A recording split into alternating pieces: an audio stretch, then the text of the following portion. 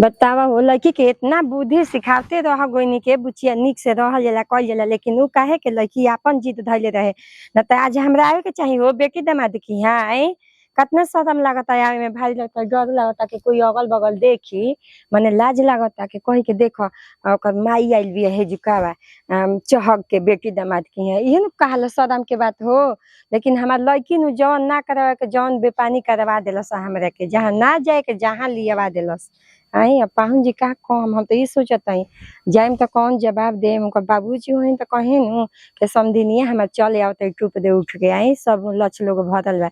लेकिन का कही हमार लड़का अब बावन तो इतना बोलत जो बाबू नु कि तोरा गोइला के काम नहीं के। अब लड़की के मुंह देख के आवे के पड़ता के फोन कई कई के रोवतिया के ना मैया वैसे बात बा वैसे बात बा मारतन करी आवतन, लेकिन अपन बेजाई ना कहलस। लेकिन का कही हो हम अब लड़किया के मुँह पर लड़किया के ना बेजाई करम तनी सपोर्टे न करम के ना पाहुन रौदे गलती बा।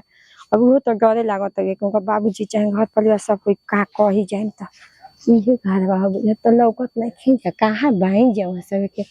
बुचिया बुचिया केने बाबू ना खींचे हक जाए तो घर में